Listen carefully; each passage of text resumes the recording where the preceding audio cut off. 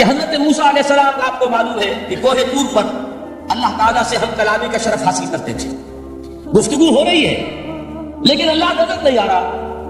اب اس کو اپنے اوپر طاری کیجئے کہ صاف سامنے آتے بھی نہیں، صاف چھپتے بھی نہیں. یہ جو صورتحال تھی کہ اگر کسی کی آپ آواز سن رہے ہیں، کلام سن رہے ہیں، سامنے نہیں آ رہا تو آپ کے دل میں خواہش پیدا ہوگی کہ ذرا سے یہ پردہ بھی اٹھا دیا جائے، مجھے دیدار بھی حاصل ہو جائے. لہذا سورہ اعراف میں ہے جب کئی بار یہ شرف ہم کلامی حاصل ہوا اللہ سے تو حضرت موسیٰ علیہ السلام نے بڑی ہمت سے کام لیا، بڑی جرأت کی درخواست کر دی، رب ارنی انظر الیک. یہ جو پردہ بیچ میں حائل کیا ہوا ہے پروردگار، تو میرا شوق دیکھ، میرا اشتیاق دیکھ، تو مجھے ذرا دیدار بھی عطا ہو جائے. اس پر کیا بات کہی گئی؟ لن ترانی، موسیٰ تم مجھے ہرگز نہیں دیکھ سکتے، تم اس جسد ظاہری کے ساتھ، اس جسد مادی کے ساتھ ان عنصری آنکھوں سے میرا دیدار نہیں کر سکتے. ولیکن انظر الی الجبل، دیکھو ہم تمہیں ایک مثال دیے دیتے ہیں، ذرا اس پہاڑ کی طرف دیکھو، ہم اپنی ایک تجلی اس پر ڈالیں گے. فَإِنِ اسْتَقَرَّ مَكَانَهُ فَسَوْفَ تَرَانِي، اگر وہ پہاڑ ہماری تجلی کو جھیل جائے، تحمل کر لے، تو تم بھی سوچنا کہ شاید ہمیں دیکھ سکو. اس کے بعد ہوا کیا؟ فَلَمَّا تَجَلَّى رَبُّهُ لِلْجَبَلِ جَعَلَهُ دَكًّا وَخَرَّ مُوسَىٰ صَعِقًا. جب اللہ تعالیٰ نے پہاڑ پر اپنی ایک تجلی ڈالی تو وہ پہاڑ جو ہے پھٹ گئے، اور موسیٰ، اب دیکھیں براہ راست تجلی موسیٰ پر نہیں ہے، یہ انڈائریکٹ مشاہدہ ہے تجلی ربانی کا کہ جو پہاڑ پر ہوئی ہے، اور پہاڑ کی جو کیفیت ہوئی ہے اس کے مشاہدے سے حضرت موسیٰ بے ہوش ہو کر گئے. فَصَعِقَ صَعِقَ مُوسَىٰ خَرَّ مُوسَىٰ صَعِقًا. یہ ہے وہ مثال جو یہاں دی ہے قرآن کے لیے. لَوْ أَنزَلْنَا هَذَا الْقُرْآنَ عَلَىٰ جَبَلٍ لَرَأَيْتَهُ خَاشِعًا مُتَصَدِّعًا مِّن خَشْيَةِ اللَّهِ. نتیجہ کیا نکلا؟ انفر کیجئے، استدلال، استنتاج. نتیجہ یہ نکلا کہ جو تاثیر تجلی ذات ربانی کی ہے وہی تاثیر کلام ربانی کی ہے. صرف یہ ہے کہ ہمیں اس کا شعور نہیں، ہمیں اس کا ادراک نہیں. یہ بالکل ذات کی تجلی کی جو تاثیر تھی وہی قرآن خود بیان کر رہا ہے کہ اس کلام ربانی کی ہے. اس کو بھی علامہ اقبال نے خوب کہا ہے، فاش گویم آنچ در دل مزمرست، صاف کہہ دیتا ہوں جو کچھ میرے دل میں ہے. یہ کتابیں نیست چیزیں دیگرست. اسے کتاب نہ سمجھ بیٹھنا قرآن کو، یہ کتاب نہیں ہے، کچھ اور ہے. کچھ اور کیا ہے؟ مثل حق پنہاں ہم پیداستو، زندہ پائندہ گویاستو. یہ تو جیسے اللہ تعالیٰ کی ذات ہے، مثل حق، ذات حق سبحانہ و تعالیٰ کی طرح یہ زندہ ہے، پائندہ ہے. مثل حق، پائندہ گویاستو، یہ جو ہے زندہ ہے، یہ متکلم ہے، کلام نہیں ہے. کل صفات ربانیہ جو ہے ظاہر اور باطن، مثل حق پنہا، ظاہر و پنہا، اور حی و قیوم جیسے اللہ کی ذات ہے، وہی صفات اس کلام کی ہے. اور اس کے بعد وہ شعر آیا تھا جو میں پہلے سنا چکا ہوں، چوں بجاں در رفت جاں دیگر شبت. جب یہ قرآن کسی انسان کے اندر سرایت کر جاتا ہے، اس کے دل پر نازل ہوتا ہے. دیکھیے یہ الفاظ آپ کو کہیں اور نہیں ملیں گے. میرے نزدیک جہاں علامہ اقبال اس دور میں قرآن کی عظمت کا سب سے بڑا ثبوت ہے، وہاں عظمت قرآنی کے سب سے زیادہ واقف اور اس کا سب سے زیادہ شعور رکھنے والے بھی علامہ اقبال. یہ الفاظ آپ کو کہیں نہیں مل سکیں گے کہ مثل حق پنہا ہم پیداستو، زندہ و پائندہ و گویاستو، چونکہ جہاں در رفت جہاں دیگر شود، جہاں چو دیگر شد جہاں دیگر شود. جب یہ انسانوں کے اندر سرایت کر جاتا ہے، ان کے اندر ایک انقلاب آ جاتا ہے، اور یہ اندر کا انقلاب ہے جو ایک عالمی انقلاب کا پیش خیمہ بنتا ہے. آپ آرڈیننس کے ذریعے سے نمازیں پڑھوائیں گے تو پھر نماز وہی پڑھی جائے گی جو آفس ٹائم میں آئے گی، باقی اور کیوں پڑھیں گے؟ وہ تو آرڈیننس کے ذریعے سے پائی جا رہی ہے. اس کا حشر تو وہ ہوگا جو ہمارے ہاں دیکھا جا چکا ہے. اور اس وقت اس زمانے میں نے یہ سنا ایک جگہ کہ کلاس 4 امپلائیز جو ہیں وہ شروع میں جب آرڈیننس نافذ ہوا تھا ہمارے ہاں تو دفتروں میں بڑا اہتمام ہوا، آفیسرز نے خاص طور پر بڑے اہتمام سے ظہر کی نماز پڑھنی شروع کی. لیکن مجھے بتایا گیا کہ کلاس 4 امپلائیز جو ہیں ہمارے، یہ ڈرائیورز ہیں، پی اینس ہیں، یہ کھڑے ہنستے رہتے ہیں، شریک نہیں ہوتے. میں نے ان سے کہا وہ اس لیے کہ انہیں معلوم ہے کہ آپ بھی تو یہی پڑھ رہے ہیں صرف نماز، باقی آپ کے ڈرائیور سے اور آپ کے خانسامہ سے یہ بات چھپی ہوئی نہیں ہے کہ اثر آپ نے بھی نہیں پڑھنی، یہ صرف زور ہے جو آپ پڑھ رہے ہیں. تو یہ اصل میں اندر کا انقلاب جب تک نہ آئے، باہر کا ٹھوسا ہوا انقلاب، وہ تو جب پریشر ہٹ جائے گا تبدیلی ختم ہو جائے گا. چون بجاؤ در رفت جا دیگر شبد، اندر انقلاب آئے. جب اندر تبدیلی ہو جائے گی اب انسان کا پورا وجود بدلے گا. پھر اس کے اندر سے تبدیلی جو ہے وہ ابھرے گی، اسے کسی خارجی دباؤ کی ضرورت نہیں ہوگی۔ جہاں تو دیگر شد جہاں دیگر شود، اور جب انسانی شخصیتوں کے اندر یہ انقلاب اندر سے آتا ہے تو پھر وہ عالمی انقلاب بنتا ہے، جیسے کہ محمد رسول اللہ کا انقلاب۔ واقعہ یہ ہے کہ اگر جوش کانسپیریسی، عبداللہ ابن سبا کی سازش اگر کامیاب نہ ہو گئی ہوتی اور مسلمانوں کے اندر آپس کا اختلاف اور سرپٹول نہ ہو جاتا، جو حضرت عثمان کی شہادت، پھر حضرت علی کی شہادت رضی اللہ تعالی عنہما، اور حضرت علی کی دوران خلافت کی آپس کے جو جنگیں ہوئی، جنگ جمل، جنگ صفین، جنگ نہروان، اگر یہ نہ ہوئی ہوتی تو جس سپیڈ کے ساتھ اور رفتار کے ساتھ انقلاب محمدی کی توسیع ہو رہی تھی علی صاحب الصلاۃ والسلام، کوئی طاقت دنیا میں نہیں تھی۔ اقبال نے اس کا بھی نقشہ کھینچا ہے کہ تھمتا نہ تھا کسی سے سیل رواں ہمارا، وہ سیل رواں تھا، کوئی روکنے والا نہیں تھا۔ انٹرنل سیبوٹاج وہ ہے کہ جس نے اس انقلاب کا راستہ روکا۔ تو واقعہ یہ ہے کہ وہ اندرونی انقلاب حضور نے برپا کیا قرآن کے ذریعے صحابہ میں، اندر سے جو انقلاب تھا اس نے عرب میں ایک انقلاب کی شکل اختیار کی، اور یہ انقلاب جو ہے اتنی اپنے اندر قوت رکھتا تھا، اتنی پوٹینشیلٹی تھی اس کی کہ وہ 20 برس کے اندر اندر کہاں آکسس دریائے جیہو، کہاں اٹلانٹک، تصور تو تاریخ میں اس سے پہلے اتنی بڑی کوئی مملکت قائم ہوئی نہیں، کہاں یمن اور کہاں ایشیا کوچک، ایشیا مائنر ٹرکی، یہاں سے وہاں اور وہاں سے یہاں، اتنی عظیم مملکت حضرت عثمان رضی اللہ تعالیٰ عنہ کے خلافت میں ہو چکی تھی۔ یہ بات اگر یہ چلتا معاملہ آگے تو کوئی قوت اب نہیں رہی تھی، سلطنت روما ختم ہو چکی تھی، سلطنت کسرا ختم ہو چکی تھی، پرچتے اڑ گئے تھے، اب کون سی طاقت رہ گئی تھی جو شراب کا راستہ روکتی؟ یہ وہ یہودی سازش ہے جس نے اندر سے سیبوٹاج کیا۔ بہرحال یہ ہے انقلاب محمدی کا طریقہ، اندر سے تبدیلی۔ اسی پر علامہ اقبال نے کہا ہے تیرے ضمیر پہ جب تک نہ ہو نزول کتاب، گرہ کشا ہے ناراضی نہ صاحب کشاف۔ یہ قرآن اب بھی تم ایسے محسوس کرو کہ جیسے تمہارے دل پر نازل ہو رہا ہے۔ اور مجھے یاد آیا امام ابن قیم رحمۃ اللہ علیہ، ان کا ایک بڑا پیارا جملہ ہے، وہ کہتے ہیں قرآن کے بعض پڑھنے والے ایسے ہیں کہ جب وہ قرآن کو پڑھتے ہیں تو یوں محسوس کرتے ہیں کہ قرآن مصحف میں لکھا ہوا نہیں ہے، ان کے اپنے دل کے اوپر کندھا ہے، دل کے اوپر سے پڑھ رہے ہیں، یعنی اتنی کامل مطابقت وہ محسوس کرتے ہیں، اپنی فطرت، ہیومن نیچر اور قرآن کے اندر اتنی مطابقت ہے، اس طرح وہ ٹیلی کرتے ہیں دوسرے کے ساتھ کہ محسوس ہوتا ہے کہ وہ کتاب ان صفحات میں لکھی ہوئی نہیں ہے بلکہ لوح قلب پر لکھی ہوئی ہے کہ جہاں سے وہ انسان اسے پڑھ رہا ہے۔ تو پہلی بات تو قرآن مجید کی آیت کے حوالے سے اس پہلو سے ہمارے سامنے آئی کہ جو تاثیر ہے ذات ربانی کی تجلی کی، وہی تاثیر ہے اس قرآن مجید کی، بشرطے کہ ہمارے دل جو ہے وہ کچھ اپنے اندر اس استعداد اور صلاحیت کو پیدا کرے۔ دوسرا مقام ہے سورہ یونس کا۔ اب کسی کلام کی عظمت کا دوسرا پہلو ہو سکتا ہے اس کی افادیت کے اعتبار سے، اس سے فائدہ کیا ہوگا نوع انسانی کے لیے۔ دیکھیے دو آیات یہ عظیم خزانے ہیں عظمت قرآن کے، سورہ یونس میں یا ایھا الناس، اے لوگو، قد جاءتکم موعظۃ من ربکم وشفاء لما فی الصدور وہدی ورحمۃ للمؤمنین۔ 4 الفاظ نوٹ کر لیجیے۔ اے لوگو آ گئی ہے تمہارے پاس وہ چیز تمہارے رب کی طرف سے جو موعظہ ہے۔ موعظہ کسے کہتے ہیں؟ نصیحت۔ اس بات کو ذرا سمجھ لیجیے ترتیب کیا ہے۔ نصیحت اسے کہتے ہیں، جی رہا نہیں جا رہا، میں نے اس کی ترتیب بدلی ہوئی ہے۔ مجھے یاد دلایا ایک صاحب نے کہ سورہ رحمان کی ابتدائی آیات کا بیان تو رہ گیا، وہ رہا نہیں، میں نے پڑھا کسی اور ترتیب سے تھا، بیان کسی اور ترتیب سے کر رہا ہوں۔ پڑھنے میں 4، 2 اور 1، اور اب جو میں بیان کر رہا ہوں پہلے ایک آیت سورہ حشر کی جو بیان کی، اب 2 آیات ہے سورہ یونس کی۔ لوگوں تمہارے پاس آ گئی ہے تمہارے رب کی طرف سے موعظت، اور تمہارے سینوں کے اندر جو روگ ہیں ان کے لیے علاج۔ توجہ کیجیے گا، ہم نے قرآن کو کیا سمجھا ہے؟ صرف ایک مقدس کتاب، ایک حصول ثواب یا ایصال ثواب کا آلہ۔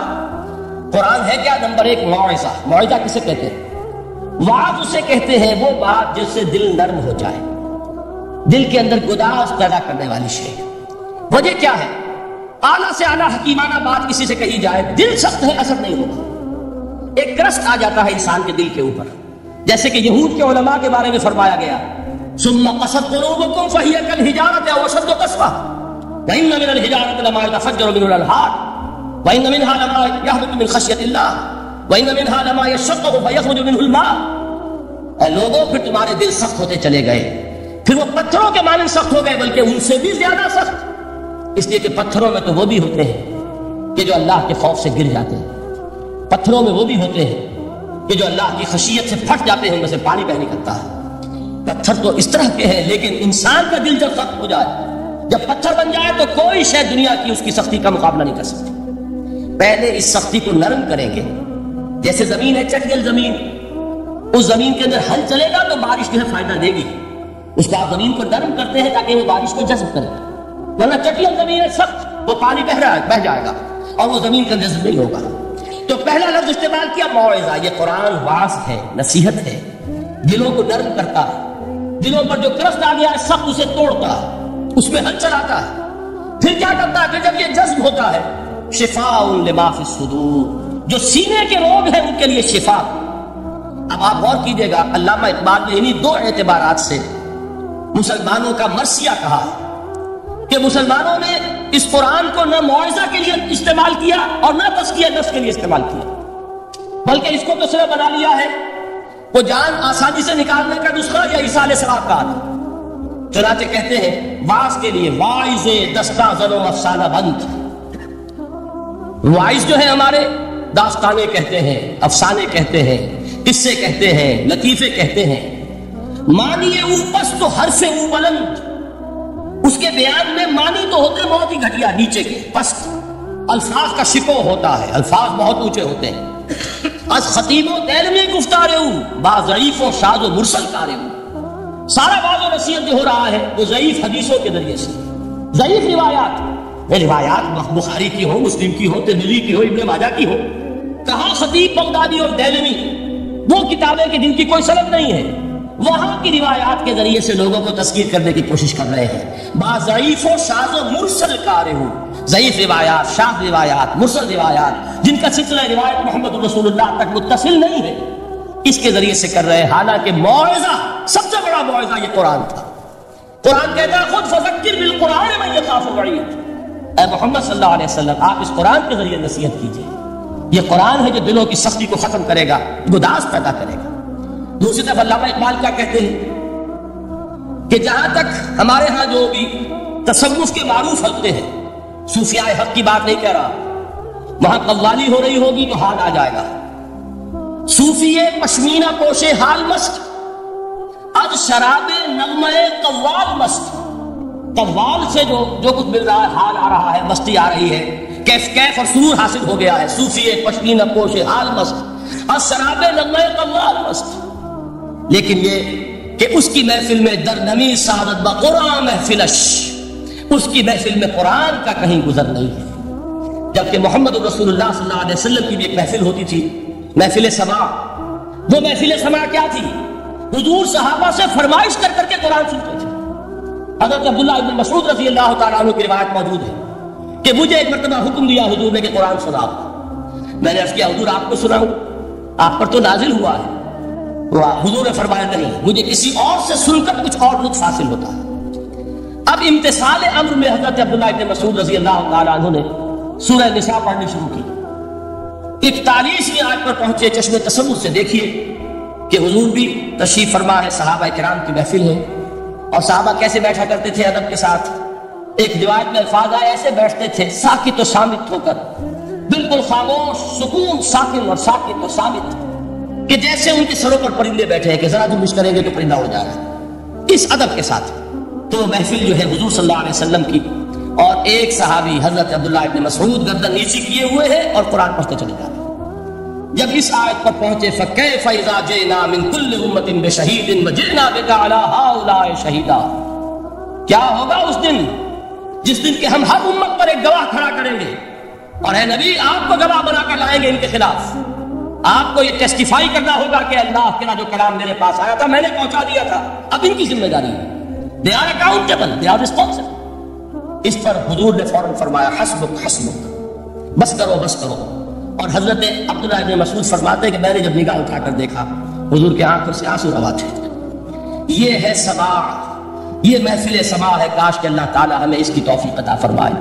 یہ ہے مسنون محفل سماع، اس قرآن کے اندر وہ گداز ہے، آیا کہ نہیں ساتھ پارے کی بالکل آغاز میں وَإِذَا سَمِعُوا مَا أُنزِلَ إِلَى الرَّسُولِ تَرَىٰ أَعْيُنَهُمْ تَفِيضُ مِنَ الدَّمْعِ مِمَّا عَرَفُوا مِنَ الْحَقِّ يَقُولُونَ رَبَّنَا آمَنَّا فَاكْتُبْنَا مَعَ الشَّاهِدِينَ۔ تو یہ ہے دوسری چیز کہ در حقیقت تزکیہ نفس کا ذریعہ یہ قرآن ہے۔ سینوں میں جو روگ ہیں، حب دنیا، حب مال، حب شہرت، حب اقتدار، جس کو کہ ایڈلر کہتا ہے دی ارج ٹو ڈومینیٹ، میرا غلبہ ہو، میرا تسلط ہو، میں نمایاں ہو جاؤں، میری حکومت بن جائے، اختیار میرے ہاتھ میں آ جائے، دی ارج ٹو ڈومینیٹ، یہ ساری ارجز ہیں ہماری در حقیقت جس سے فساد رونما ہے۔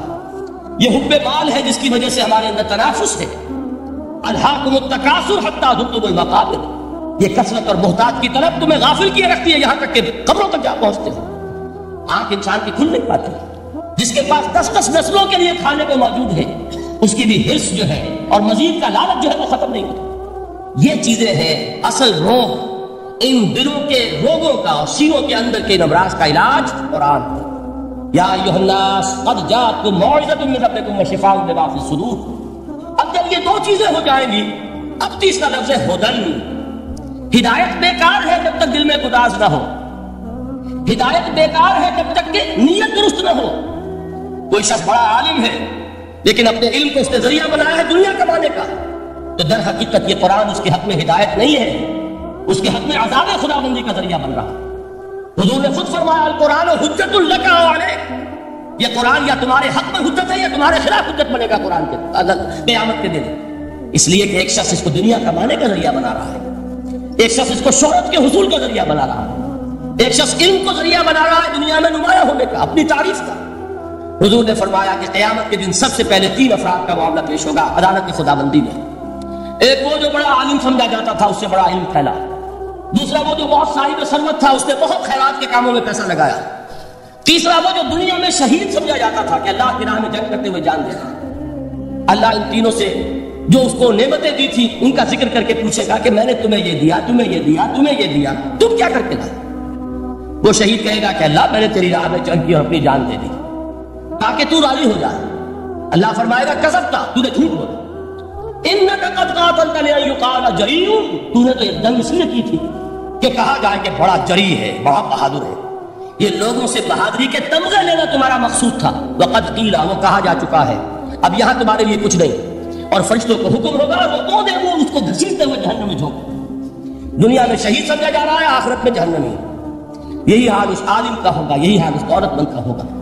تم نے یہ علم پھیلایا تھا کہ تمہارے علم کا چرچا ہو جائے، تمہاری شہرت ہو جائے، لوگ تمہاری دستبوسی کرنے لگے، لوگ تم سے جھک کر ملے۔ وہ دنیا میں ہو گیا، تمہارا مطلوب مل چکا، تمہارا مقصود حاصل ہو چکا کہ ہم کچھ نہیں۔ تو جان لیجئے کہ جب تک دلوں کے روگ درست نہ ہو، علم بیکار ہے، ہدایت قطعاً غیر مفید ہے۔ پہلے دلوں کا کرس اترے، اس کی سختی دور ہو، یہ ہے موعظہ۔ دلوں کے اندر سے حب جاہ، حب دنیا، حب مال نکلے، یہ ہے تزکیہ، شفاء لما فی الصدور۔ اب ہدایت خدا بندی، اب راستہ آپ دیکھیں گے اور اس راستے پر چلیں گے۔ یہ ہدایت جو ہے دنیا میں، یہی آخرت میں رحمت کی شکل میں ظاہر ہوگی۔ جنہوں نے اس قرآن کی ہدایت سے فائدہ اس دنیا میں اٹھایا، آخرت میں رحمت خدا بندی کی بدلیاں ان پر سایہ کریں۔ ایک حدیث میں تو باقاعدہ الفاظ آئے ہیں کہ سورہ بقرہ اور سورہ آل عمران یہ 2 بدلیوں کی صورت میں ظاہر ہوں گی میدان حشر میں، اور ان لوگوں پر سایہ کریں گی کہ جن کو ان سے بڑی محبت تھی۔ یہ 4 الفاظ نوٹ کر لیجیے اسی ترتیب کے ساتھ۔ یا ایھا الناس قد جاءتکم موعظۃ من ربکم وشفاء لما فی الصدور وہدی ورحمۃ للمؤمنین قل بفضل اللہ وبرحمتہ، اے نبی کہہ دیجیے یہ اللہ کا بڑا فضل ہے، لوگوں سمجھو، اس کی بڑی رحمت کا ظہور ہوا ہے اس قرآن کی شکل میں، اس کی رحمت کا مظہر عطم قرآن ہے، اس کے فضل کا سب سے بڑا ثبوت قرآن ہے۔ فبذلک فلیفرحوا، اس پر انہیں خوشیاں منانی چاہیے۔ اترانا ہے تو اس پر اترائیں کہ اتنی بڑی دولت ہمارے پاس ہے، اتنا بڑا احسان ہے جو اللہ نے ہم پر کیا ہے۔ فبذلک فلیفرحوا هو خیر مما یجمعون، جو چیزیں یہ جمع کرنے کی فکر کر رہے ہیں ان سے کہیں زیادہ قیمتی یہ قرآن ہے۔ کاش کہ یہ 2 آیات ہی ہمارے قلب کے اوپر یہ گندا ہو جائے۔ پہلی بات میں نے عرض کی تھی، اس کا شعور ہر ایک کے لیے ممکن نہیں، اس کا باطن بیدار ہو چکا ہو۔ لو انزلنا هذا القرآن على جبل لرأيته خاشعا يتصدع من خشية الله، جن کی ارواح بیدار ہو چکی ہوں وہ قرآن کی اس تاثیر کو محسوس کریں گے۔ لیکن یہ دوسری چیز ہے کہ جو ہمارے لیے پریگمیٹک پہلو سے، عملی اعتبار سے، افادے کے اعتبار سے یہ 4 الفاظ اور رحمت اور فضل خدا بندی کا سب سے بڑا مظہر، اور خوشیاں مناؤ کہ اللہ کی یہ نعمت تمہارے پاس موجود ہے۔ اب وہ تیسرا مقام ہے سورہ رحمان کا، بڑی چھوٹی چھوٹی آیات، آپ نے سنا ہوگا حضور نے سورہ رحمان کے بارے میں فرمایا ہے، سورۃ الرحمان عروس القرآن. یہ سورہ رحمان جو ہے یہ قرآن کی دلہن ہے. جیسے دلہن کو آپ خوشنما لباس پہناتے ہیں، آراستہ پیراستہ اس کو گہنے اور اس کو زیور پہناتے ہیں، تو جس طریقے سے سجاتے ہیں آپ دلہن کو، اللہ تعالیٰ نے ایک سورت قرآن مجید میں ایسی رکھی ہے سورہ رحمان کہ اسے خوب سجایا ہے. اس میں الفاظ کا در و بست، اس کا اپنا ڈیوائن میوزک ہے. وہ تو اللہ تعالیٰ قراء جو ہے خاص طور پر مصر کے قراء، اللہ تعالیٰ ان پر رحمت نازل فرمائے، ان کی خطاؤں سے درگزر کرے. جس طرح قرآن کے انٹرنسک میوزک کو انہوں نے واضح کیا ہے. واقعہ یہ ہے کہ اگر یہ لوگ نہ ہوتے، شیخ عبد الباسط محمد عبد الصمد، شیخ محمود خلیل الحسنی، یہ لوگ جنہوں نے قرآن کے اس غنا میوزک، یہ لفظ جو ہے آپ حیران نہ ہو کہ میں یہ کوشش توہین کر رہا ہوں قرآن کی، حضور نے یہ لفظ استعمال کیا تغنو، اس قرآن کو اچھی سے اچھی خوشلحانی کے ساتھ پڑھو. من لم یتغن بالقرآن فلیس منا، جو قرآن کو بہتر سے بہتر انداز میں، اچھی سے اچھی آواز میں، خوشلحانی کے ساتھ پڑھنے کی کوشش نہیں کرتا، وہ ہم میں سے نہیں. بلکہ ایک مرتبہ حضور رات کے وقت آپ گشت پر تھے اپنے ساتھیوں کے حالات معلوم کرنے کے لیے. حضرت ابو موسیٰ اشعری رضی اللہ تعالیٰ عنہ صحابی ہیں، ان کے گھر کے پاس سے گزر ہوا وہ رات کو تہجد پڑھ رہے تھے، کھڑے ہوئے کیف کے عالم میں قرآن تلاوت کر رہے ہیں. حضور کو بہت پسند آئے ان کی قرات، کافی دیر تک وہاں کھڑے سنتے رہے. اب انہیں کیا پتا کون سن رہا ہے. بالکل اسی طرح سمجھ لیجیے ایک بات یاد آئی ہے، حضور فرماتے ہیں کہ جس طرح کان لگا کر اللہ قرآن کو سنتا ہے کسی چیز کو نہیں سنتا. ہمیں نظر نہیں آتا نا، ہمیں معلوم نہیں، ہم قرآن پڑھ رہے ہیں تو سننے والا کون ہے؟ سب سے زیادہ کان لگا کر خود اللہ. یہاں اس لیے مجھے یاد آیا کہ ابو موسیٰ اشعری کو کیا پتا تھا کہ کون سن رہا ہے. اپنی کیفیت میں نماز میں تہجد میں قرآن کی تلاوت کر رہے تھے، اور ظاہر بات ہے ان کے گھر ایکڑوں میں بنے ہوئے نہیں تھے، ایک ایک کمرہ، ایک ایک کوئی حجرہ، ایسے ہی تو گھر تھے نا صحابہ کے. لہذا حضور پاس سے گزرے، آواز آئی، کافی دیر سنتے رہے. اس کے بعد آپ تشریف لے گئے، صبح فجر میں ملاقات ہوئی تو حضور نے تحسین کے انداز میں فرمایا، یا ابا موسیٰ انک قد اوتیت مزمارا من مزامیر آل داؤد. اے ابو موسیٰ تمہیں تو آل داؤد کے سازوں میں سے ایک ساز اللہ نے عطا فرما دیا ہے. جس طرح حضرت داؤد، لہر داؤدی مشہور ہے کہ جب وہ پچھلے پہر رات کو حمد کے ترانے الاپتے تھے، قرآن میں ہے کہ پرندے شامل ہو جاتے تھے ساتھ، اور پہاڑ وجد میں آتے تھے، پہاڑ بھی ان کے ساتھ شریک ہوتے تھے. تو جس طرح کا اللہ نے ان کو لہر عطا فرمایا تھا، حضور نے تحسین کے انداز میں فرمایا ہے، ابو موسیٰ اشعری اللہ نے تمہیں بھی آل داؤد کے سازوں میں سے ایک ساز عطا فرمایا. بہرحال قرآن مجید کا جو یہ میوزک ہے، قرآن کے الفاظ کا جو حسن ہے، جہاں تک حسن معنوی ہے وہ تو ہر لفظ میں ہے، لیکن یہ حسن ظاہری، حسن صوتی، حسن لفظی، یہ اپنے کلائمیکس پر آپ کو نظر آئے گا سورہ رحمان کی. لیکن قرآن میں یہ سورت اس اعتبار سے بھی ممتاز ہے، اس کی 4 آیات پر ذرا توجہ کریں گے، عجیب حقائق سامنے آئیں گے. جہاں یہ قرآن مجید کے حسن صوت اور حسن لفظی کی معراج ہے، وہی اس کی پہلی 4 آیات میں 4 چوٹی کی چیزوں کا ذکر ہے، سب سے اونچی چیزیں. پہلی آیت کیا ہے؟ الرحمن. ایک آیت ہو گئی. رحمان کیا ہے؟ اللہ کا نام ہے. کبھی آپ نے غور کیا اللہ کے ناموں میں سب سے پیارا نام کون سا ہوگا؟ رحمان. کیوں؟ اس کا مادہ کیا ہے؟ رحمت. ہمیں سب سے بڑھ کر جس چیز کی ضرورت ہے وہ کیا ہے؟ رحمت خداوندی. نام اچھی طرح سن لیجیے اس حضور کے قول کو. حضور فرماتے کوئی شخص جنت میں مجرد اپنے عمل کی بنیاد پر داخل نہیں ہو سکے گا جب تک کہ رحمت خداوندی دستگیری نہ کرے. کسی صحابی نے بڑی ہمت اور جرأت کا ثبوت دیا کہ پوچھ لیا کیا حضور آپ بھی؟ جب آپ نے فرمایا کوئی شخص داخل نہیں ہو سکتا جنت میں محض اپنے عمل کی بنیاد پر جب تک کہ رحمت خداوندی جو ہے وہ دستگیری نہ فرمائے. پوچھا گیا کیا آپ بھی؟ آپ نے فرمایا ہاں میں بھی. آپ اندازہ کیجئے کہ اگر محمد رسول اللہ بھی رحمت خداوندی کے ضرورت مند ہوں تو تاب دیگرہ چے رسد ہماری تو سب سے بڑی ضرورت رحمت خداوندی. اب یہ رحمت جو ہے قرآن مجید میں اللہ تعالیٰ کی یہ شان 2 الفاظ کے ذریعے سے آتی ہے، رحیم اور رحمان. اور کوئی مادہ نہیں جس سے 2 نام بنتے ہو اللہ، لیکن یہ مادہ ہے واحد رحمت کا کہ جس سے رحمان بھی ہے رحیم بھی ہے.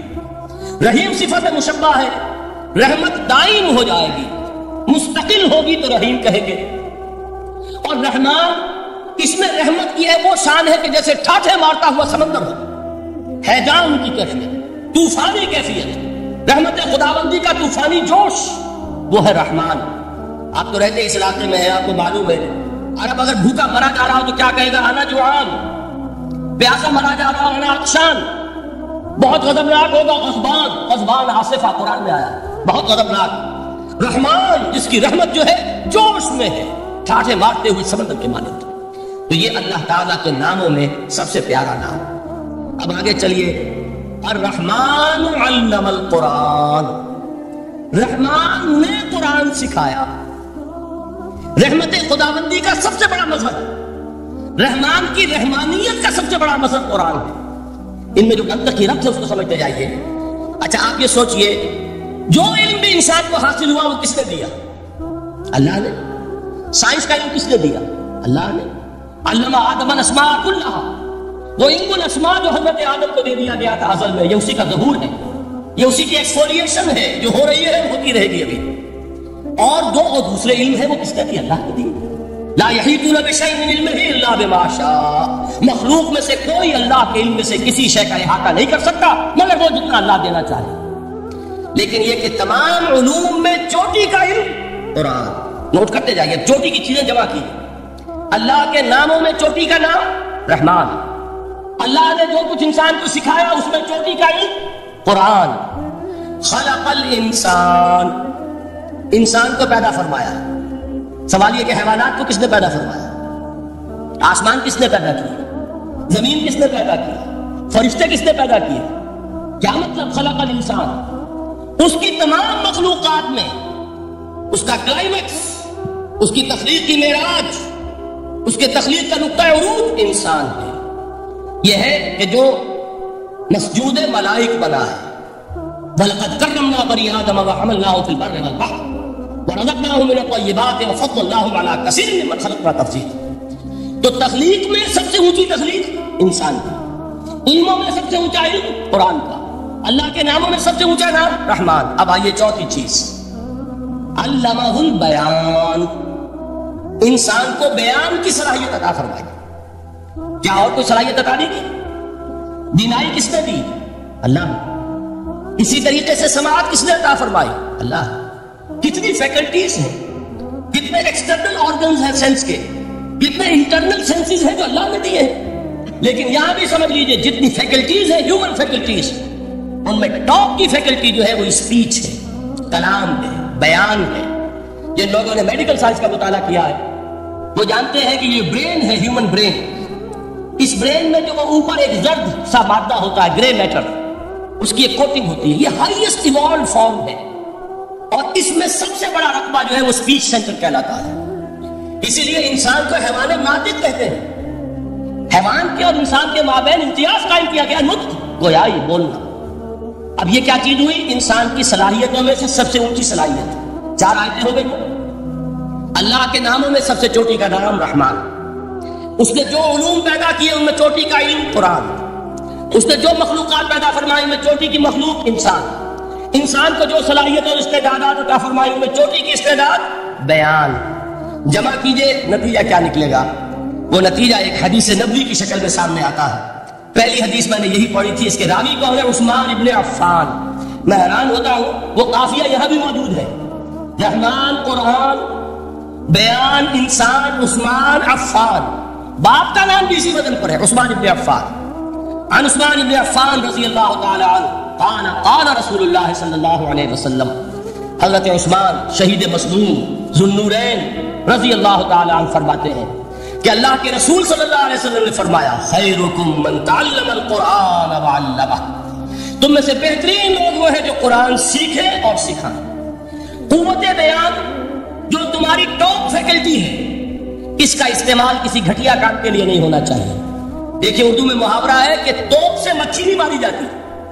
توپ بنائی گئی ہے کسی بڑی شے کے لیے، مکھی مارنے کے لیے توپ استعمال نہیں ہوتی. یہ قوت بیان جو ہے، جو ٹاپ موسٹ فیکلٹی ہے ہیومن جو فیکلٹیز ہیں ان میں سے، اس کا استعمال بھی ٹاپ موسٹ ہونا چاہیے. قرآن کو بیان کرو. وہ جیسے کہ علامہ اقبال نے کہا ہے، بلکہ غالباً ان کے قبر پر آس پاس جو اشعار لکھے ہوئے ان میں سے ایک یہ بھی ہے: اگر یک قطرہ خوداری، اگر مشتے پریداری، بیابامن تو آموزم طریق شاہ بازی را. اگر تمہارے اندر ایک قطرہ بھی خون کا ہے اور مٹھی بھر بھی پر اگر اللہ نے دیے ہیں تو ہے کہ میرے پاس آؤ کہ میں تمہیں شہبازی کے طریقے سکھاؤں۔ اسی طرح جان لیجئے اگر اللہ نے قوت گویائی عطا فرمائی، اگر اللہ نے تمہیں حیوان ناطق بنایا، اگر اللہ تعالیٰ نے تمہیں یہ صلاحیت عطا فرمائی، اس صلاحیت کا مصرف دنیا کو نہ بناؤ، اس صلاحیت کا مصرف اللہ کے کلام کو پھیلانے پر اس کو صرف کرو۔ خیرکم من تعلم القرآن وعلمہ، خیر جب لفظ آتا ہے بغیر من کے، ورنہ تو آتا خیر من ہو تو یہ ہوگی کمپیریٹیو جو ایڈجیکٹو جو ہوتی ہے، لیکن یہ سپرلیٹو ڈگری ہے جب بغیر من کے ہوگا۔ خیرکم، دی بیسٹ امنگسٹ یو، جو تم میں بہترین لوگ ہیں وہ کون ہے؟ من تعلم القرآن وعلمہ، جو قرآن سیکھیں اور سکھائیں، قرآن پڑھیں اور اسے بیان کریں۔ آج جان لیجئے سب سے بڑی ضرورت اس بات کی ہے کہ آج کا قرآن پڑھیں۔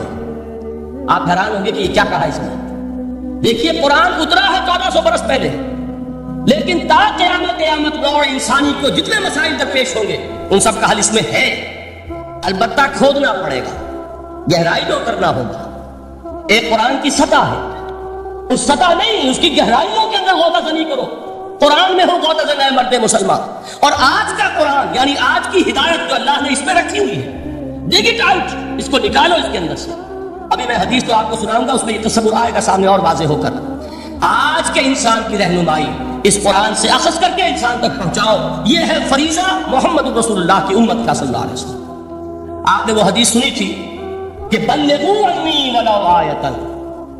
حضور نے خطبہ حجۃ الوداع میں پہلے تو گواہی لی مسلمانوں سے، 1.25 لاکھ کا مجمع جمع تھا، حجۃ الوداع آخری حج۔ آپ نے اپنے خطبے میں، جس کے چند جملے میں سنا چکا ہوں آپ کو ایجیولز کے حوالے سے، اپنی تعلیمات کے اہم نکات کو بار بار دہرا کر بیان کیا، ہیمر کیا، اچھی طرح ذہنوں میں اتارا۔ اس کے بعد ایک سوال کیا، الا هل بلغت؟ لوگوں میں نے پہنچا دیا کہ نہیں؟ اور پورے مجمع نے کہا انا نشهد انک قد بلغت، بلکہ ایک روایت میں الفاظ بڑے پیارے آئے ہیں، انا نشهد انک قد بلغت الرسالۃ وادیت الامانۃ ونصحت الامۃ وکشفت الغمۃ۔ ہاں حضور ہم گواہ ہیں، آپ نے امانت ادا کرنے کا حق ادا کر دیا، رسالت کے فرائض کا حق ادا کر دیا، امت کی خیر خواہی کا حق ادا کر دیا، اور آپ نے گمراہی کے پردوں کو چاک، اندھیروں کو چاک کر 3 مرتبہ حضور نے سوال کیا، 3 مرتبہ جواب دیا۔ پھر آپ نے نگاہ آسمان کی طرف اٹھائی، انگشت شہادت سے 3 مرتبہ اشارہ کیا، اللہم اشہد، اللہم اشہد، اللہم اشہد، اے اللہ تو بھی گواہ ہے، یہ مان رہے ہیں کہ میں نے یہ قرآن ان تک پہنچا دیا۔ یعنی جسے آپ انگریزی میں کہتے ہیں سائی آف ریلیف، کہ بڑا بھاری بوجھ آپ پڑا تھا، بڑی ذمہ داری تھی، انا سنلقی علیک قولا ثقیلا، اے محمد ہم آپ پر ایک بڑی بھاری بات ڈالنے والے ہیں۔ اے اللہ گواہ ہے کہ وہ بوجھ میرے کاندھے سے اتر گیا، یہ تسلیم کر رہے ہیں کہ میں نے حق امانت ادا کر دیا، تیری امانت تھی میرے پاس یہ کلام، اللہ کا یہ پیغام انسانوں کے لیے نازل ہوا محمد پر صلی اللہ علیہ وسلم، تو امانت کا بوجھ کس کے بارے گاہ کس کے کاندھے پر ہے؟ حضور کے۔ اگر ادا نہ کرتے، ابھی وہ آپ نے آیت سنی تھی، یا ایھا النبی بلغ ما انزل الیک من ربک فإن لم تفعل فما بلغت رسالتہ، یا ایھا الرسول، اے رسول صلی اللہ علیہ وسلم پہنچا دیجیے جو کچھ نازل کیا گیا ہے آپ پر آپ کے رب کی طرف سے، اور اگر بالفرض آپ نے ایسا نہ کیا تو امانت کا حق ادا نہیں ہوگا، رسالت کا حق ادا نہیں ہوگا۔ حضور نے پہنچا کر گواہی لے کر جیسے کہ ایک اطمینان کا سانس لیا، اللہم اشہد، اللہ تو بھی گواہ ہے۔ اس کے بعد آپ نے فرمایا تھا وہ چھوٹا سا جملہ جو آپ میں سے ہر شخص بآسانی یاد کر کے اٹھ سکتا ہے، فَلْيُبَلِّغِ الشَّاهِدُ الْغَائِبَ، اب پہنچائیں وہ جو یہاں ہے ان کو جو یہاں نہیں ہے، اس لیے کہ میری رسالت پوری نوع انسانی کے لیے، وقت فرصت ہے، کہاں کام ابھی باقی ہے، نور توحید کا اتمام ابھی باقی ہے، ابھی تو ہند تک یہ پیغام جانا ہے، چینیوں تک جانا ہے، ابھی یورپ میں اس پیغام کو پہنچنا ہے، دیا جانے کبھی یورپ کی کلیساؤں میں، کبھی افریقہ کے تپتے ہوئے صحراؤں میں، یہ کون کرے گا؟ اے امت محمد کی ذمہ داری اب تمہاری صلی اللہ علیہ وسلم۔ اسی کو آپ نے مزید تاکیداً فرمایا، بلغوا عنی ولو آیۃ، میرا کوئی امتی بھی اس سے بالکل فارغ نہ رہ جائے، بالکل محروم نہ رہے، ایک آیت بھی پہنچا سکتا ہو تو پہنچائے۔ یہ ہے وہ ذمہ داری کہ جو اس حدیث کی روح سے خیرکم من تعلم القرآن وعلمہ، ایک ہوتا ہے ذمہ داری کو ایک بوجھ کی حیثیت سے، ایک فرض کی حیثیت سے بیان کرنا، یہاں ہے تشویق اور ترغیب کا انداز۔ کون نہیں چاہتا کہ میں بہتر سے بہتر کیریئر اختیار کروں؟ کون نہیں چاہتا کہ میری زندگی اعلیٰ سے اعلیٰ ہو؟ کون نہیں چاہتا کہ میرا وقت جو ہے اس کی بڑی سے بڑی قیمت مجھے ملے؟ کاش کہ ہمیں معلوم ہوتا کہ قرآن کا سیکھنا اور سکھانا کتنا اعلیٰ کیریئر ہے۔ کاش کہ ہمیں معلوم ہوتا کہ قرآن کی تبلیغ اور دعوت، اس میں جو لمحہ گزر رہا ہے وہ کتنا قیمتی ہو گیا ہے، اس کا کتنا بڑا جو ثواب اللہ کے ہاں ملنا ہے۔ تو خیرکم من تعلم القرآن وعلمہ، تم میں سے بہترین لوگ وہ ہیں جو قرآن سیکھیں اور سکھائیں۔ دوسری حدیث حضرت عمر سے مروی ہے رضی اللہ تعالیٰ عنہ۔ یہ پہلی روایت متفق علیہ تھی، بخاری اور مسلم دونوں میں موجود ہے۔ دوسری روایت صحیح مسلم کی ہے۔ حضرت عمر فرماتے ہیں قال قال رسول اللہ صلی اللہ علیہ وسلم ان اللہ یرفع بهذا الكتاب اقواما ویضع به آخرین، اللہ اب اس کتاب کے ذریعے قوموں کو اٹھائے گا اور اسی کو ترک کرنے کے باعث رسوا کر دے گا۔ یہ ہے اب ابد الآباد تک کے لیے، خاص طور پر مسلمانوں کے لیے اللہ تعالیٰ کا یہ قانون۔ اس کتاب کو لے کر اٹھیں گے سربلند ہوں گے، اس کتاب کو پیٹ دکھائیں گے ذلیل کر دیے گا۔ یہ گویا کہ امت مسلمہ کی قسمت جو ہے وہ تلے گی اس کتاب کی میزان میں، اسی میں طے ہوگا کہ ان کے لیے عروج ہو یا زوال ہو۔ اسی کو وہ جواب شکوہ میں علامہ اقبال نے سادہ ترین الفاظ میں کہا تھا، وہ زمانے میں معزز تھے مسلمان ہو کر اور تم خار ہوئے تاریک قرآن ہو کر۔ فارسی میں اسی کو مفہوم کو جو ادا کیا ہے جس خوبصورتی سے، اس کا کوئی جواب نہیں ہے کہ اے مسلمان خار از مہجوری قرآن شدی، تم جو ذلیل و خار ہو گئے ہو دنیا میں۔ ایک سوال شاعر نے کبھی کیا تھا، بڑا پیارا سوال تھا، ہے آج کیوں ذلیل کے کل تک نہ تھی پسند گستاخی فرشتہ ہماری جناب۔ بڑا پیارا سوال ہے، جواب علامہ اقبال دے رہے ہیں خار از مہجوری قرآن شدی، قرآن سے لا تعلق ہونے کی بنیاد پر تم ذلیل و رسوا ہوئے۔ شکوہ سنجے گردش دوران شدی، گردش دوران، گردش فلک اور فلک ناہنجار اور فلک کج رفتار، اس کو خامخواہ گالیاں دے رہے ہو، اس کا خامخواہ شکوہ کر رہے ہو، شکایت کر رہے ہو، یہ تو ہے باد سبائی ہما آوردہ کشت، یہ تمہارے اپنے کرتوتوں کا اس کی سزا ہے جو تمہیں مل رہی ہے۔ تم نے قرآن کو پیٹ دکھائی، تم ذلیل و رسوا کی۔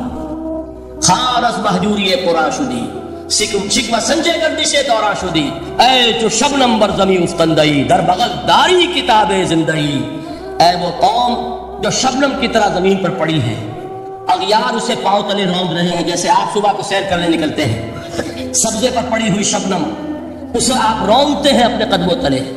اے امت محمد، آج تو دنیا کی قوموں کے سامنے اسی طرح پاباد ہے، سرنگوں ہے، لیکن ہوش میں آ کہ تیری بغل میں وہ کتاب زندہ موجود ہے، وہ کتاب زندہ جس نے کہ دنیا میں یہی جزیرہ نمایاں عرب وحشی لوگوں کا مسکن، نہ یہاں علم، نہ یہاں تمدن، نہ یہاں تہذیب، نہ یہاں تنظیم، کوئی ڈسپلن نہیں، کوئی حکومت نہیں، کوئی تہذیب نہیں، کچھ نہیں، تاریکیاں ہی تاریکیاں۔ یہی کتاب تھی جس نے اسے منور کیا، یہی کتاب تھی جس نے دنیا کا امام بنایا، یہی کتاب تھی جس نے دنیا کا معلم بنایا، یہ کتاب تھی جس نے نئے نئے علوم ایجاد کرنے سکھائے، یہ کتاب تھی جس کی بدولت یہی عرب تھے جنہوں نے یونان کے فلسفے اور سائنس کو جو مر چکے تھے انہیں زندہ کیا، ان میں نئی چیزوں کا اضافہ کیا اور اسپین کی یونیورسٹیوں کے ذریعے سے یورپ تک دوبارہ پہنچا دیا۔ یہ وہ کتاب ہے در بغل داری کتاب زندگی۔ اقبال نے کیسے کیسے شکوے کہے ہیں، اسی قرآن میں ہے ابتر کے جہاں کی تعلیم، جس نے مومن کو بنایا نہ ہو پرمی کامی۔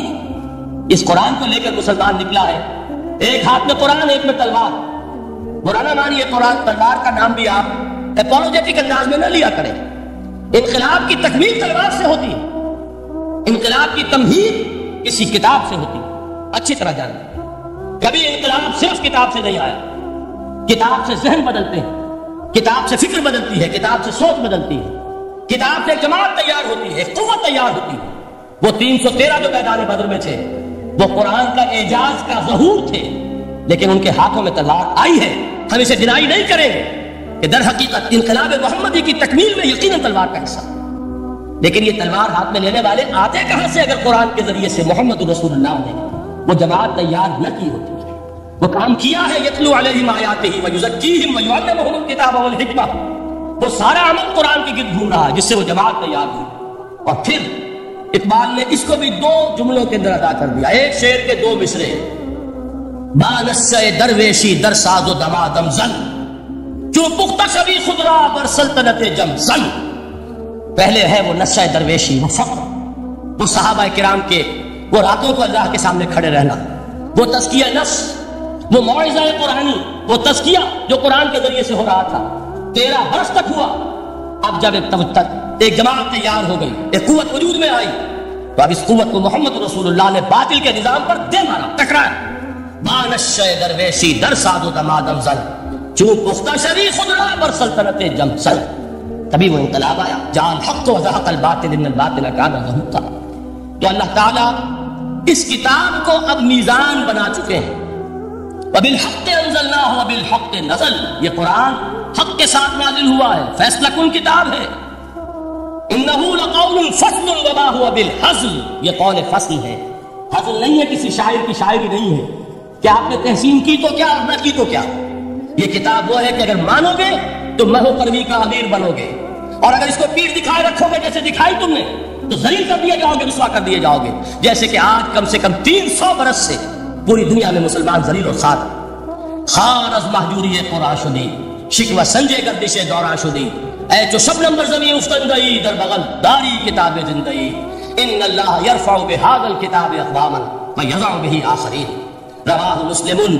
آخری حدیث جس پر کہ میں اپنی گفتگو ختم کر دوں گا، یہ حضرت علی سے ہے رضی اللہ تعالی عنہ. دیکھیے ایک حدیث حضرت عثمان سے، ایک حضرت عمر سے، ایک حضرت علی سے. یہ سب کون ہے؟ یہ سب ہمارے ہیں. یہ محمد رسول اللہ صلی اللہ علیہ وسلم کی تربیت کا شاہکار. حضرت ابو بکر رضی اللہ تعالیٰ عنہ سے بھی ایک حدیث پر بھی ہے، لیکن اس کا متن مجھے یاد نہیں تھا. مفہوم اس کا یہ ہے کہ جس شخص کو اللہ نے قرآن جیسی دولت دی ہو اور پھر بھی کبھی اس کے دل میں یہ خیال آئے کہ اللہ نے اپنے کسی اور بندے کو کوئی زیادہ بڑی نعمت دی ہے، اس نے قرآن کی ناقدری کی. کسی ملینئر کو دیکھ کر، بلینئر کو دیکھ کر، کسی کا بہت بڑا محل دیکھ کر اگر تمہارے دل میں یہ خیال آیا کہ یہ دولت بڑی ہے اس دولت سے جو تمہارے پاس ہے قرآن کی، تو تم قرآن کی قدر و قیمت سے واقف ہو. تمہیں معلوم کیا کہ یہ کتنی بڑی دولت ہے. یہ در حقیقت شرح ہے اسی انہی الفاظ قرآنی کی کہ فَبِذَلِكَ فَلْيَفْرَحُوا هُوَ خَيْرٌ مِّمَّا يَجْمَعُونَ. جو کوئی دنیا جمع کرتی ہے، جن کو قیمتی اشیاء سمجھ کر لوگ جمع کرتے ہیں، ان سے کہیں بڑھ کر قیمتی یہ قرآن ہے. تو حضرت ابو بکر سے یہ مروی، حضرت عمر سے ان اللہ یرفع بہذا الکتاب اقواما ویضع بہ آخرین، حضرت عثمان سے خیرکم من تعلم القرآن وعلمہ. اب آئیے حضرت علی، سیدنا علی رضی اللہ تعالی عنہ. وہ حدیث طویل ترین ہے جو مدح قرآن میں محمد رسول اللہ سے مروی ہے صلی اللہ علیہ وسلم. پوری حدیث مجھے یاد بھی نہیں ہے اور اس کا وقت بھی نہیں ہے، لیکن بڑی پیاری حدیث ہے. اس اعتبار سے آغاز کیسے ہوا؟ حضرت علی فرماتے ہیں قال رسول اللہ صلی اللہ علیہ وسلم انہا ستکون فتنۃ، ان قریب ایک بہت بڑا فتنہ رونما ہوگا. حضور نے خبر دی فتنے کی. حضرت علی فرماتے اس پر میں نے عرض کیا، میں نے عرض کیا من مخرج منہا یا رسول اللہ، اے اللہ کے رسول اس سے نکلنے کا راستہ کون سا ہوگا؟ دیکھیے یہ لکھا ہوا ایگزٹ، نکلنے کا راستہ. اور عام طور پر آپ نے دیکھا ہوگا بڑے ہالز میں یہ سرخ روشنی ہوتی ہے، اس میں اس کا اہتمام کیا جاتا ہے کہ اگر خدا نخواستہ کوئی حادثہ ہو جائے لوگوں کو معلوم ہو نکلنے کا راستہ کون سا، یہ مخرج. حضور نے خبر دی کہ فتنہ ہوگا. تو دیکھیے میں ایک بات عرض کیا کرتا ہوں، ذرا توجہ کیجئے. ہمارا حال کیا ہے؟ ہم بڑے ریشنلسٹ قسم کے لوگ ہیں، یہ زمانہ ریشنلزم کا ہے. اگر ہم ہوتے تو کیا پوچھتے؟ وہ فتنہ کیا ہوگا، کیوں ہوگا، کہاں سے آئے گا؟ ہمارے سوال یہ ہوتے کب آئے گا، کیوں، کہاں، کب، کیسے. ان سب کی حیثیت علمی سوالات کی ہے. بھائی کب آئے گا ایک علم ہے، کیسے آئے گا علم ہے، کہاں سے آئے گا علم ہے. لیکن اصل جو عملی اعتبار سے اہمیت والی شے ہے، بچاؤ کا راستہ کون سا ہوگا محمد رسول اللہ، یہ بتائیے. من مخرج منہا یا رسول، حضرت علی نے یہ نہیں پوچھا فتنہ کیا ہوگا، کہاں سے آئے گا حضور، کیوں آ جائے گا، کب آ جائے گا، نہیں، من مخرج منہا یا رسول اللہ، اے اللہ کے رسول یہ بتائیے کہ جب وہ فتنہ رونما ہوگا تو نکلنے کا راستہ کون سا ہوگا. اس کا جواب ہے ارشاد فرمایا محمد رسول اللہ نے، کتاب اللہ، اللہ کی کتاب ہے وہ مخرج. یہ کتاب ہے کہ جس کو تھامو گے تو فتنوں سے محفوظ رہو گے. اس کے بعد آپ فرماتے ہیں فیہ نبأ ما قبلکم وخبر ما بعدکم وحکم ما بینکم، اس میں تم سے پہلوں کی بھی خبریں موجود ہیں، عاد اور ثمود اور قوم نوح اور قوم ہود اور قوم لوط اور قوم صالح اور آل فرعون. یہ کون ہے؟ من قبلکم، تم سے پہلے. وفیہ خبر ما بعدکم، جو کچھ تمہارے بعد ہونے والا ہے اس کی خبریں بھی موجود ہیں. لیکن وہ کیسے ہوں گی؟ وہ بٹوین دی لائنز ہوں گی، وہ بین السطور ہوں گی۔ ان کے لیے انسان کو، آپ کو معلوم ہے ایک عبارت میں سطور ہوتی ہے اور ایک درمیان میں ہوتا ہے، ان میں کچھ لکھا ہوا نہیں ہوتا۔ You have to read between the lines. قرآن میں بعد میں آنے والے حالات بھی درج ہیں، لیکن اس طرح نہیں جیسے کہ پچھلے حالات درج ہیں۔ اس کے لیے ذرا ان ڈیپتھ پونڈرنگ اوور، غور و فکر اور تدبر کی ضرورت ہے۔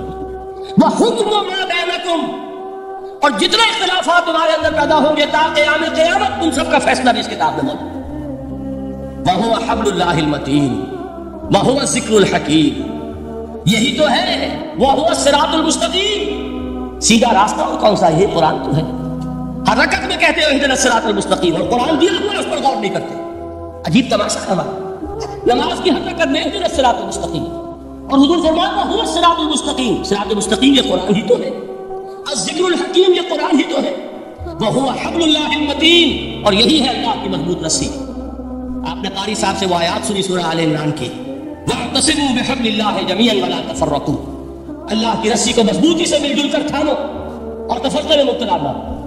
تفرقہ ہوگا تو کیا ہوگا؟ تمہاری ہوا اکھڑ جائے گی۔ آج آپ کو معلوم ہے دول عرب اگر یہ یکجا ہو جائیں، ایک دن کے لیے اسرائیل قائم نہیں رہ سکتا۔ امریکہ میں امریکہ کا باپ اسے قائم نہیں رکھ سکتا۔ اگر امت عرب ہی جمع ہو جائے، عالم اسلام تو بڑی شے ہے، جو وسائل ان کے پاس ہے، جو اللہ تعالیٰ نے ان کو نعمتیں عطا فرمائی، لیکن افتراق، انتشار، اختلاف، جتھے بندی، گروہ بندی، دھڑے بندی، اس نے اسرائیل کا خنجر ان کے سینے میں پیوست کیا۔ اس لیے کہ فتذهب ريحكم، اگر تم اختلاف کرو گے تو تمہاری ہوا اکھڑ جائے گی، آج وہ ہوا اکھڑ چکی۔ تو فرمایا واعتصموا بحبل اللہ جميعا ولا تفرقوا، اللہ کی رسی کو مضبوطی کے ساتھ مل جل کر تھامو اور تفرقے میں مت پڑو۔ حضور فرما رہے ہیں اللہ کی رسی کون سی؟ هو حبل اللہ المتین، یہی قرآن ہے اللہ کی مضبوط رسی۔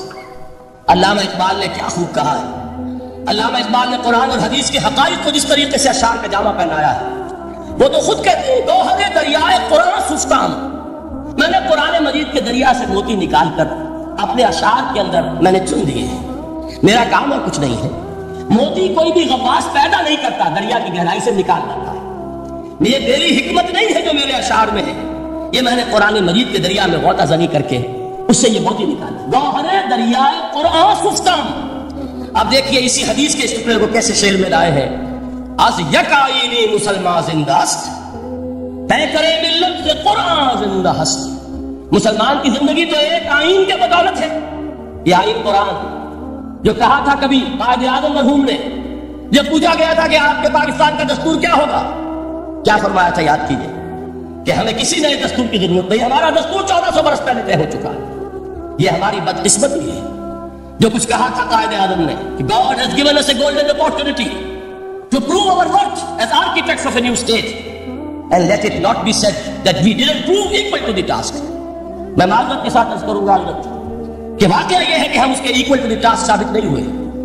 قائد اعظم کا دیا ہوا پاکستان آج دنیا میں موجود نہیں ہے، اس کا ایک حصہ اپنے نام سے دستبردار ہو کر بنگلہ دیش بن چکا ہے، اس نے اپنی تاریخ کو خیر بات کہہ دیا، حالانکہ مسلم لیگ کی جنم بھومی ڈھاکہ ہے، 1906 میں ڈھاکہ میں مسلم لیگ نے جنم لیا تھا، اور اگر وہ صرف ہم سے علیحدہ ہوتا یہ اکیلا صدمہ ہوتا، لیکن یہ کہ اس نے جب نام بدلا ہے در حقیقت اس نے اپنے تاریخ سے، اپنے پس منظر سے استعفیٰ دیا۔